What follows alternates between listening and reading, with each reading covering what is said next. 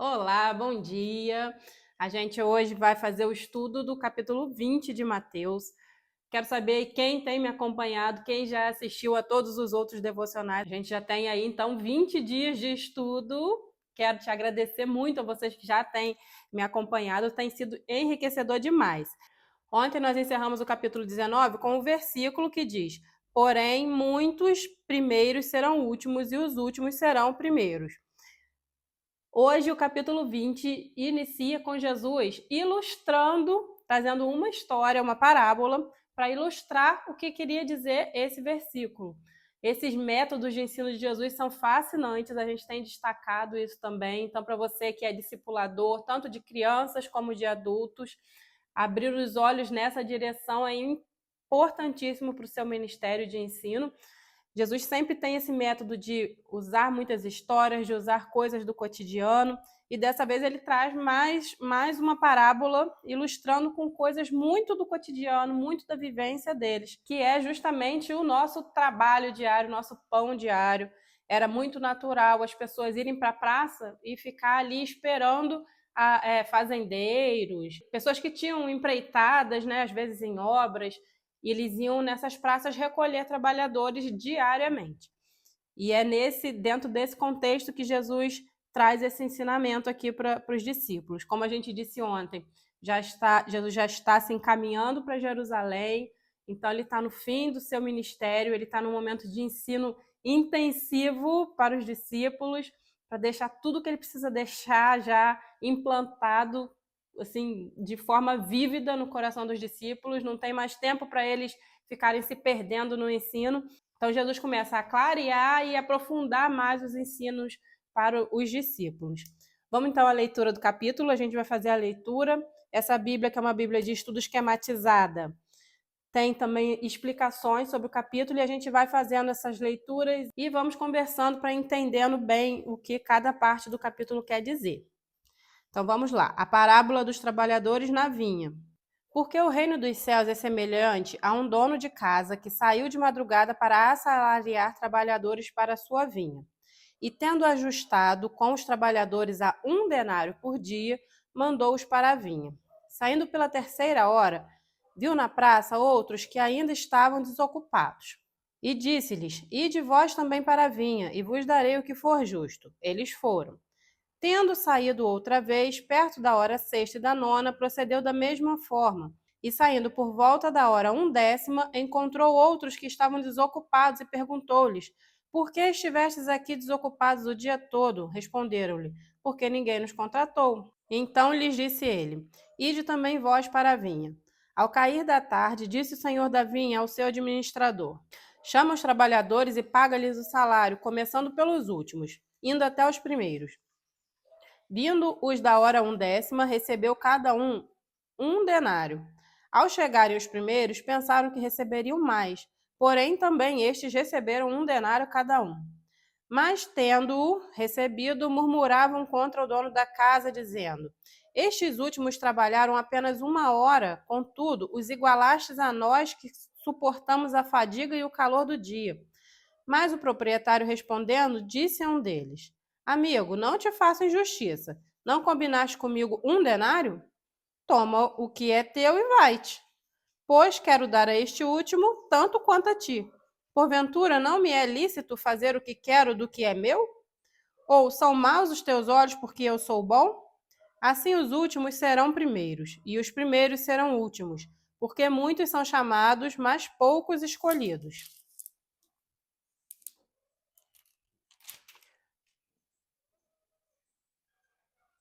Já vou ler então qual a explicação que a Bíblia de Estudo traz sobre esse trecho.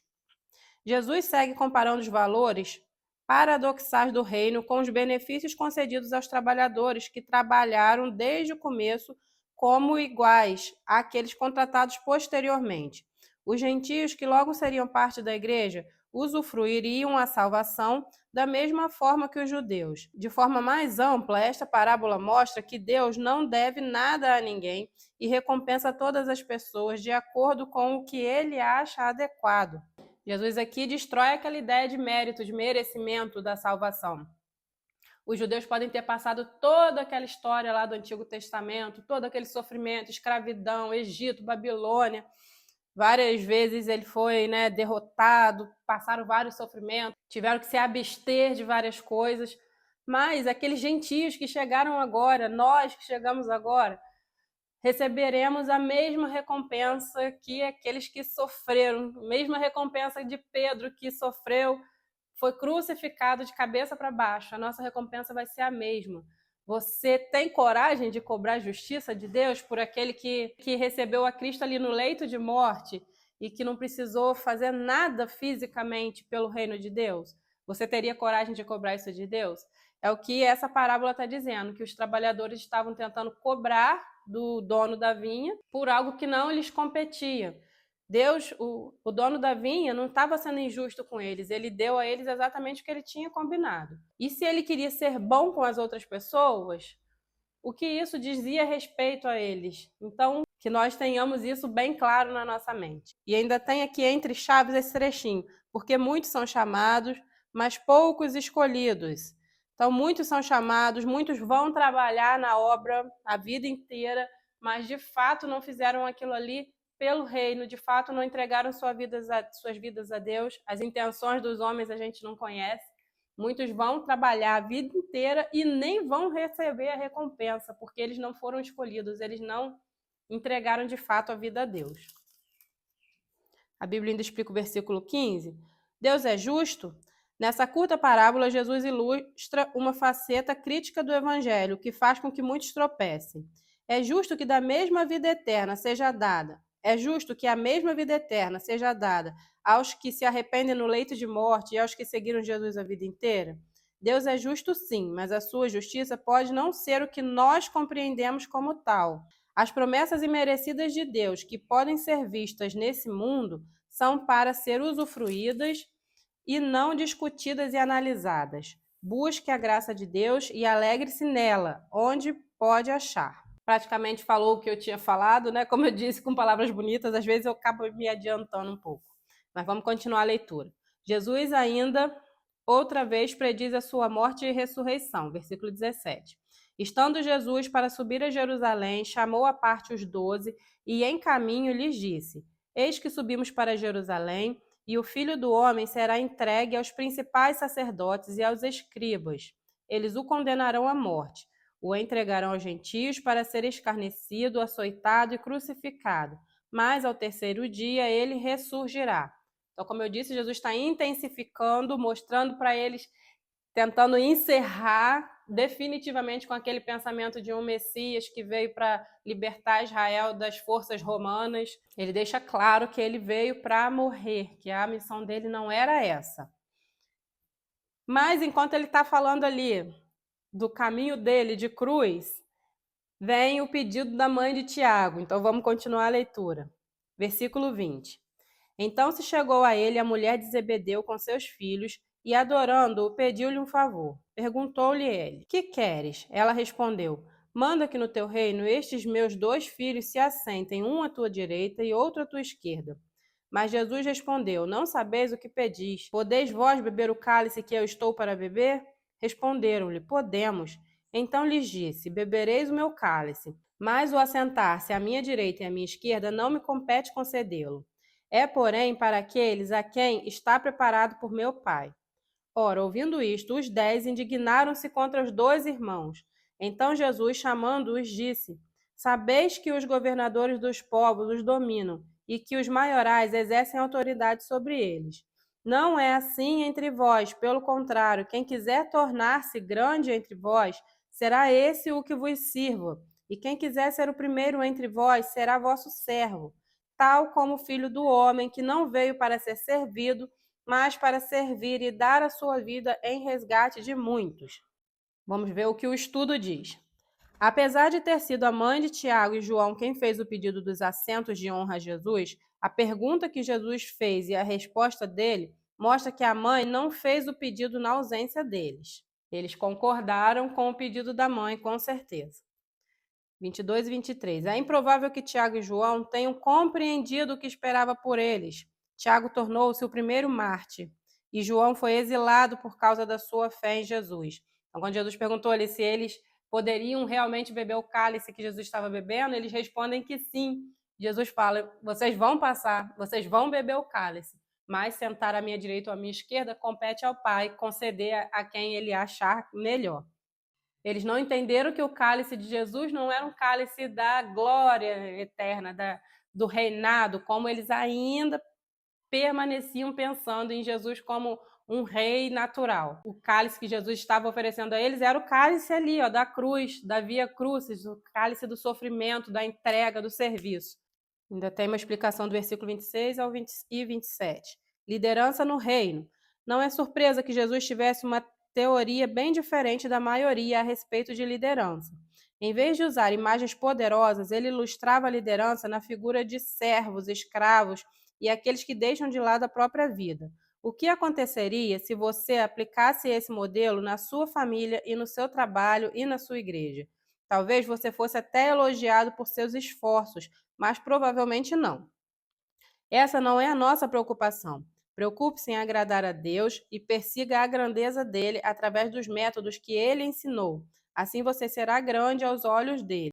Bom, ouvindo aquele diálogo, os outros discípulos ficaram indignados com Tiago e João. Mas não eram indignados pelo que eles tinham falado, por eles não terem entendido ainda o que Jesus estava ensinando. Eram indignados porque eles também queriam aquela posição, por achar que os outros dois estavam querendo ser maiores do que eles. E Jesus vem mais uma vez mostrar que não é assim no reino de Deus, que os maiores são aqueles que servem. Esses vão ser exaltados por Deus. A quem procura grandeza dentro do reino, esse vai ser humilhado. Versículo 28. Jesus não somente destacou a sua própria vida como um exemplo de líder servo, mas também demonstrou compromisso aos seus princípios da melhor maneira possível, ao entregar sua vida na cruz. Esse ato de serviço permanece como um símbolo central da fé cristã, que é o tal como o Filho do Homem, que não veio para ser servido, mas para servir e dar a sua vida em resgate por muitos. Ele deixa claro aqui qual era o propósito do ministério dele, era servir e dar a vida por muitos. Será que os discípulos entenderam dessa vez? Vamos continuando a leitura. A cura de 2 cegos de Jericó, versículo 29. Saindo eles de Jericó, uma grande multidão os acompanhava. E eis que 2 cegos, assentados à beira do caminho, tendo ouvido que Jesus passava, clamaram: Senhor, filho de Davi, tem compaixão de nós. Mas a multidão os repreendia para que se calassem. Eles, porém, gritavam cada vez mais: Senhor, filho de Davi, tem misericórdia de nós. Então, parando Jesus, chamou-os e perguntou: Que quereis que eu vos faça? Responderam: Senhor, que se nos abram os olhos. Condoído, Jesus tocou-lhes os olhos e imediatamente recuperaram a vista e o foram seguindo. Aqui encerrou a leitura do capítulo. Vamos ver se tem alguma explicação desse trecho.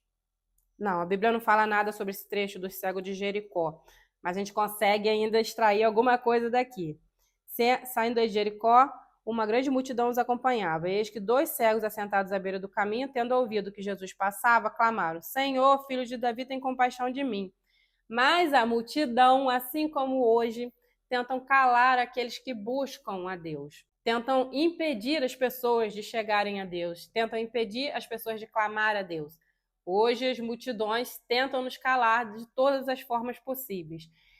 E a reação dos cegos aqui é que é muito interessante. Eles não dão ouvidos àquelas multidões e eles clamam cada vez mais alto, mais forte.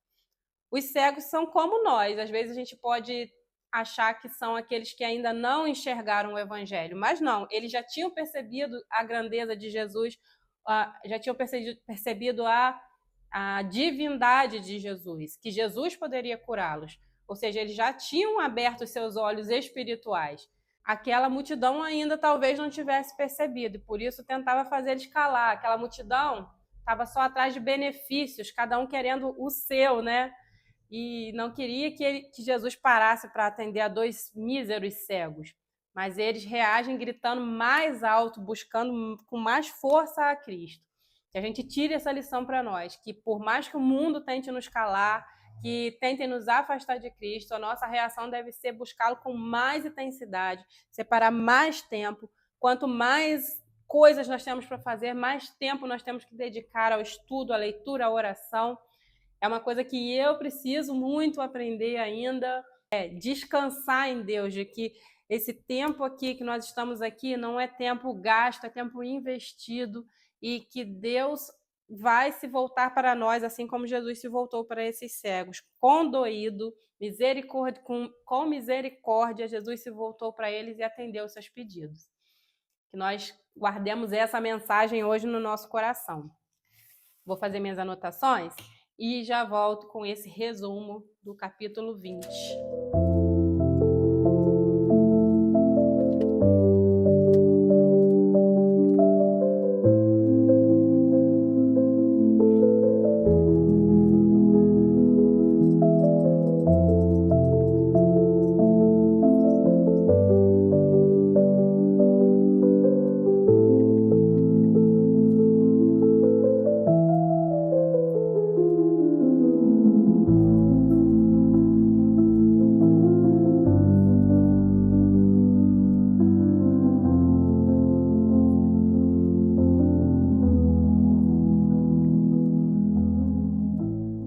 Vamos lá a leitura, gente. Mateus 20. O capítulo inicia com a ilustração que explica o último versículo do capítulo anterior, onde Jesus afirma que os últimos serão os primeiros. Com a parábola dos trabalhadores na vinha, Jesus deixa claro que o reino não é como os discípulos esperavam, não é baseado em métodos, mas na vontade soberana de um Deus justo e misericordioso. Nenhum de nós merece a sua graça, e ele a dá como quer, de forma liberal. Jesus continua aprofundando os ensinos, já que sua morte se aproxima, e aponta claramente para o seu caminho de sofrimento e morte iminentes. Mas os discípulos, ainda com a mente em um reino físico, pensam em glórias e honras, e Cristo os adverte que grandes no reino são os que servem. Como último episódio deste capítulo, vemos a cura misericordiosa de 2 cegos, que agiram com fé e insistência para alcançar a sua graça. Mais um dia de profundos aprendizados para nós com Cristo, que aproveitemos cada minuto do nosso dia para meditar, para colocar em prática tudo o que temos aprendido aqui. Deus abençoe o seu dia. Vamos agora às nossas orações, porque é nesse momento que o nosso relacionamento com Deus se fortalece.